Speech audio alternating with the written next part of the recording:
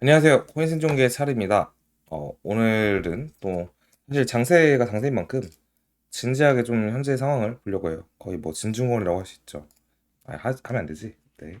자, 마운트웍스인데 마운트웍스 비트가 마운트웍스에 있는 비트코인의 양이 거의 많이 줄었어요. 지금 보면 4만 6천 개에서 거의 4만 그러니까 46K 4만 6천 개에서 13,000개 정도가 또 빠지면서 이제 3만 개 정도 남은 것 같아요. 마운트 옥스피트가 원래 한 14, 여기 나와 있죠. 14만 2천 개에서 사실 뭐 이 마운트 옥스 이슈는 어떻게 보면 거의 뭐라고 해야 될까?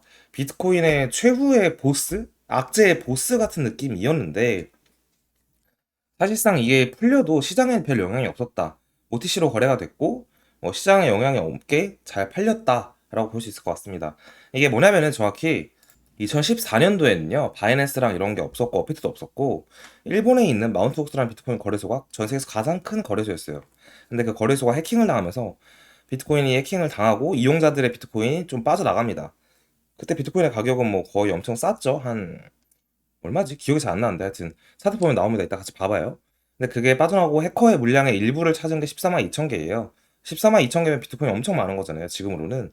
그래서 이게 이제 채권자들, 마운트웍스에 해킹 당해서 피해본 피해자들한테 나눠줬다. 14만 2천 개가 나눠졌는데 피해자들이 그동안 거의 11만 개를 팔았는데도 불구하고 팔았다고 꼭 볼 수는 없지만 마운트웍스에서 이제 배분을 해준 거죠. 배분을 해줬는데도 불구하고 시장엔 영향이 없었다라고 볼 수 있을 것 같습니다. 여러분들이 보시면 아시겠지만 이게 현물과 선물의 갭 차이, 프리미엄을 나타내는 건데 FTX 붕괴 이후로 가장 높은 이제 OI가 가중 현물 프리미엄을 기록하고 있다라는 겁니다. 보시면 이제 FTX 때가 여기로 우리는 볼 수 있죠. 여기가 FTX 때가 일어나고 시장의 최바닥을 찍었던 때고 여기가 이제 현 선물의 갭이 가장 컸던 때고 그 이후로 봤을 때는 지금 구간이 가장 어, 크다라고 볼 수 있는데 그 이유는 현물은 뭐 가격이 그냥 항상 현물대로 움직이니까 냅두고 선물에서 이제 현물과의 가격 차이가 나는 거예요. 근데 음수로 나고 있고 그 이유는 선물은 숏과 롱이잖아요. 롱과 숏이죠. 근데 이제 떨어질 거라고 공매도로 보고 있는 사람이 더 많기 때문에 마이너스 펀딩 피, 그러니까 숏을 치는 사람이 더 많다라고 볼 수 있고 따라서 현재 가격이 현물보다 더 싸다 선물이 이렇게 볼 수 있을 것 같습니다. 사실 근데 이렇게 크게 좀 선물이 마이너스 음펀비를 나타낸 적이 많진 않아요. 보통의 비트코인의 선물에 있는 펀딩 피는 보통 양수예요, 항상. 장이 이제 횡보하거나 해도 보통 양수인데 그 이유는 제가 이제 항상 사람들한테 말하기로는 사람들은 숏을 보는 것보다 롱을 보는 것에 익숙하다. 왜냐면 우리는 현물로 비트를 사서 싸게 사서 비싸게 파는 거에 적응이 되기 때문에 비싸게 팔고 싸게 다시 살려고 하는 것보다 선물로 아래서 롱을 때려서 위에서 정리하는 게 더 적응이 되기 때문에 보통은 양펀비다. 실제로 보통이 양펀비예요. 근데 이번에 좀 큰 은펀비를 나타내고 있다라는 관점이 FTX 때 같은 사건이 일어날 수 있다. 사실 이 얘기는 저희가 이번에 49,000을 찍었을 때 처음 영상을 올렸을 때의 얘기와 좀 일맥상통한데 그 당시에 저희가 저점 나오고 이러한 움직임 나오면 보통 두 달이 걸릴 수도 있습니다. 라고 얘기를 했었잖아요. FTX 때가 두 달이 걸려서 다시 반등을 했는데 뭐 이번에도 아직까지도 그 얘기 계속 하고 있는 거죠, 저희는. 그래서 기다린다는 영상을 찍었던 거고 최악의 경우엔 두 달인데 이날이 8월 5일이기 때문에 적어도 뭐 10월이 되는 그 날까지 우리는 어느 정도 박스 지금 보면 62,000에서 61,000 고점에서 낮아지고 있죠. 저점은 조금 올라오고 있는데 어쨌든 이 박스 안에 좀 갇혀 있어야 될 것 같다라는 생각이 들긴 합니다. 자 보시면은 이제 이 내용을 보게 되면 현재 우리는 사실 3분기 자체가 뭐 옛날에 저희가 7월달 영상에서 얘기를 했던 건데 3분기를 별 기대를 안 하는 게 그동안 있었던 그 시간의 사이클적으로는 좀 맞다. 근데 이번에 ETF랑 이런 것 때문에 좀 다를 수도 있다. 라는 얘기를 했었어요. 근데 역시나 사실 뭐 항상 그런 것 같아요. 항상 비트가 오르면 안 떨어질 것 같아도 떨어지고 불장의 끝은 있고 하락장의 끝도 있습니다. 마찬가지로 이번에도 이 3분기의 사이클이 우리는 결국 겪고 있는 것 같은데 3분기 자체는 비트코인에게는 항상 원래 뭐가 없었다. 다만 4분기가 되면 이 장은 굉장히 올라가는 장이 된다라는 거는 거의 너무 높은 정설의 확률이기 때문에 이 부분을 우리는 기대하고 사실 시장에 있다라고 보면 될 것 같습니다. 그리고 이 내용은 이제 뭐 완전 희망회로를 돌린다라기보다는 전반적으로 보고 있는 비트의 고점 뷰가 같아요. 여기서 제시하는 고점들이 있었는데 14K가 아니라 19K였고 고점이 59K가 아니라 69K였어요. 여기서 이제 고점이 더 높아질 수도 있다라고 느낄 수도 있지만 어쨌든 이러한 고점을 나타내고 있고 이 포물선에 대해서는 사실 보는 사람들이 꽤 많아요. 무슨 내용인지 아시죠, 여러분? 이거 되게 유명한 포물선인데 어쨌든 우리는 어 전반적으로 볼 때는 저희가 보는 건 이제 제시하고 있는 거는 180K에서 230K 사이이긴 한데 그렇게 봤을 때 딱 210K가 나오기 때문에 이 자료를 가져왔다. 이게 언제가 될 거냐라고 물어보면 25년 4월에서 10월 사이가 될 것 같다라고 일단 생각하고 있습니다. 자, 그럼 여러분들 이더리움에 대해서 다들 굉장히 부정적인 시장 심리가 있잖아요. 뭐 사실 저도 이더가 뭐 없진 않은데 제일 좀 안 오르는 느낌을 받긴 해요. 실제로 좀 안 오르기도 했고. 근데 이더는 항상 시장이 뭔가 확 좋아질 때 처음에 올랐다가 좀 안 올랐다가 장이 다 끝나갈 마지막에 엄청나게 올라갔다가 이더가 다 오르면 시장이 끝난다라는 그런 정설이 좀 있죠. 근데 이더가 지금 보면은 다들 좀 안 좋게 보고 있는데 이더가 하드포크를 하면서 업데이트가 예정되어 있어요. 보면은 이게 팩트라라는 또 업데이트인데 사실 큰 업데이트가 있을 때마다 오르긴 했어요. 근데 그 당시에 있었던 지속적인 큰 업데이트는 가스비 절감과 속도의 개선 측면이 많았는데 이제는 정말 사용하는 측면에서의 업데이트가 있어요. 그러면 이 기술적인 부분이라 설명이 좀 어려워요. 보면은 이더리움이 POS에 전환할 때 엄청 올랐죠. 그리고 이더리움 소각화 EIP 1550가를 도입했을 때 엄청 올랐죠.